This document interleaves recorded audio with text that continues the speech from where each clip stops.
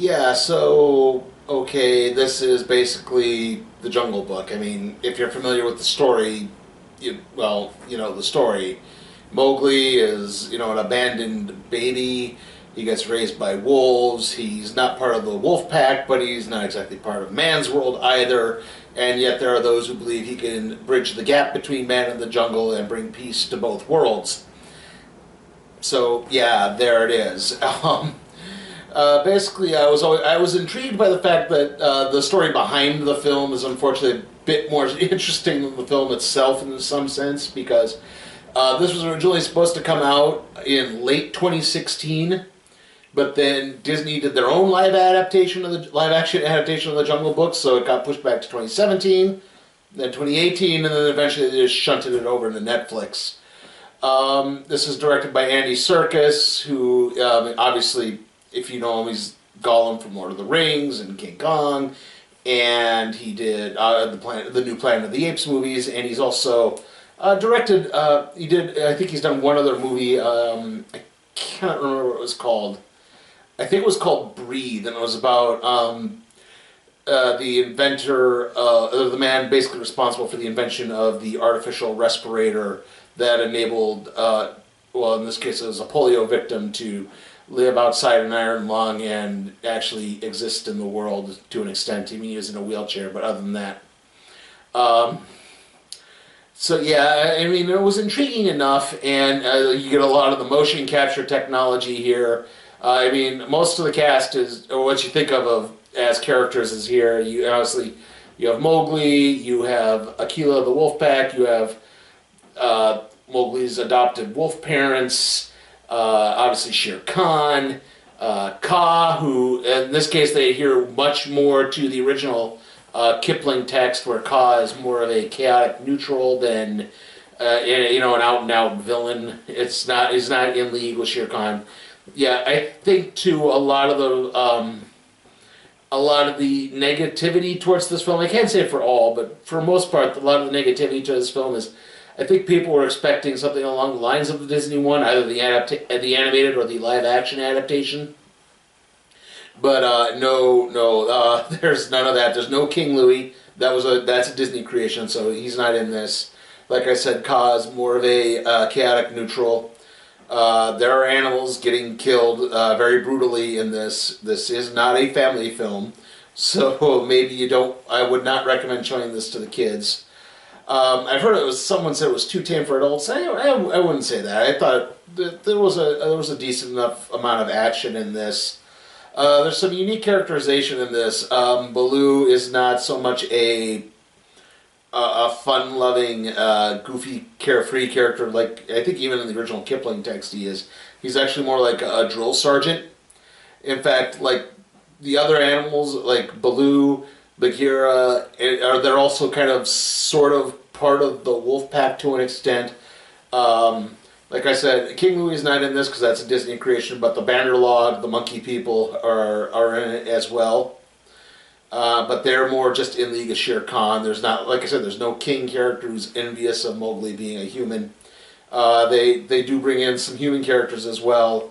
There's Masusa, who's basically Mowgli's adopted human mother, and John Lockwood, who is a big game hunter. They bring in to take out Shere Khan because he's killing the cattle, and that's sort of they bring in the laws of the jungle, which is, yeah, look, if we ignore man, and he'll ignore us, hopefully. So don't kill man's cattle because that'll bring him after us. And only kill for sport, or only kill for food. Don't kill for sport. Sorry, I was fighting a little bit of a sneeze there. Anyway, let's see, where was I? You have, of course, Bagheera basically saying that it's weird because Bagheera first brings Mowgli to the wolf pack.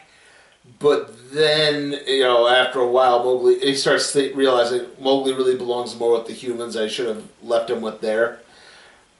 But then there's Kaa, who's like I said, is more of a neutral character, but is also sort of the oracle of the jungle. And Kaa says, "No, I have seen what the boy is capable of. He will unite the worlds. He will kill Shere Khan, and he will lead the wolf pack at some point."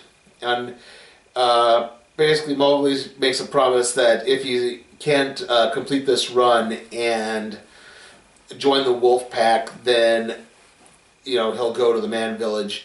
But Bagheera kind of cheats him out. Basically, Bagheera targets. The idea is to join the pack, you have to complete this run so that you can go on the hunt. And you go out for the run, and you go through this run, and Bagheera chases them down. And if he catches them, then they don't get to go out on the hunt. And just as Mowgli is about to hit the finish line, Bagheera jumps out and gets him. And Mowgli's kind of upset because he knows that Bagheera is basically targeting him. All of the other wolves in the pack, they're all for this spot are allowed to cross, and he wasn't.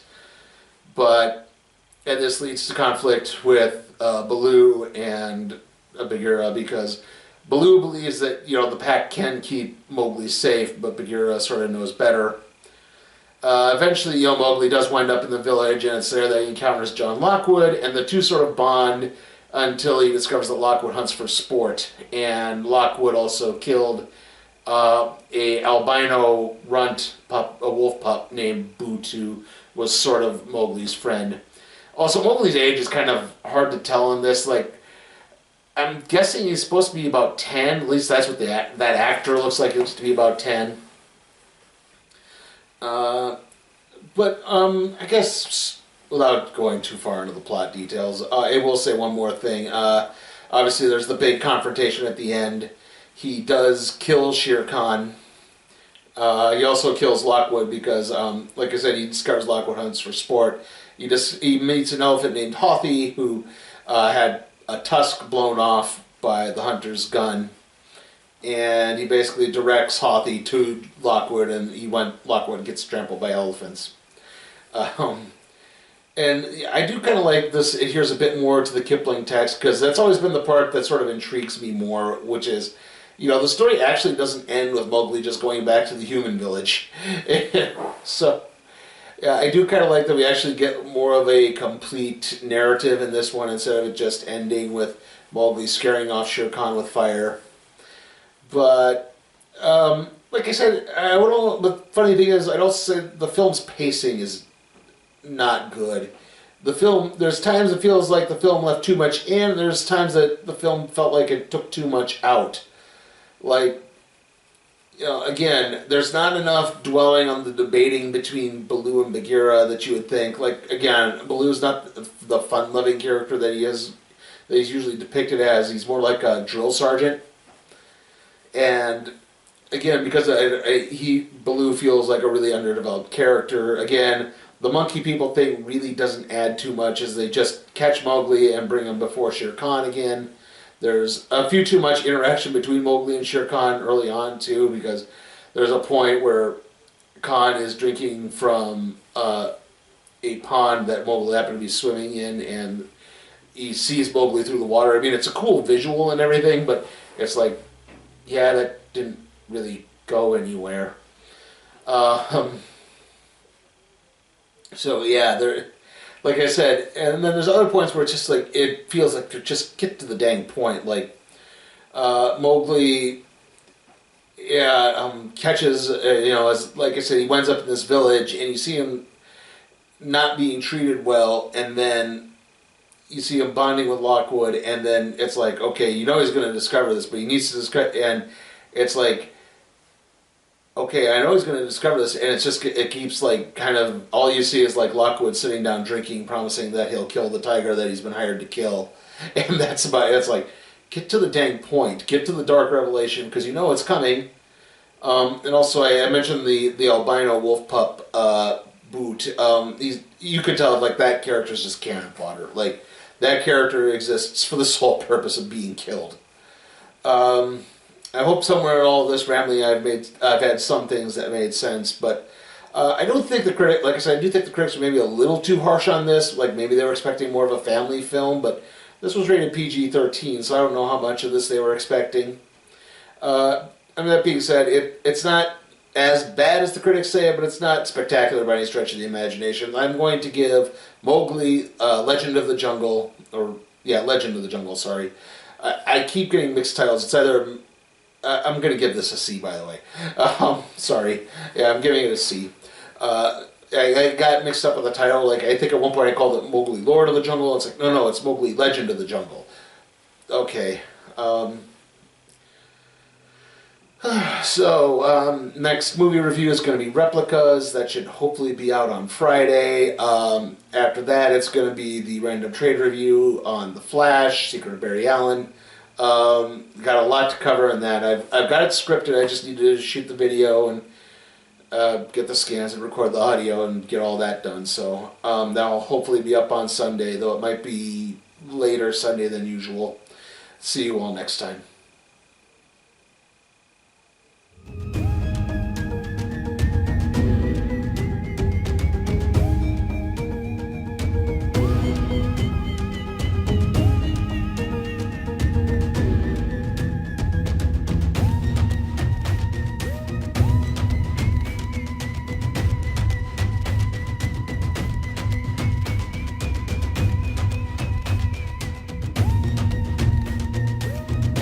Hey guys, check out my Patreon and see how you can request a movie for me to review, even if it's some stinker like A Dog's Way Home or the Sonic the Hedgehog movie.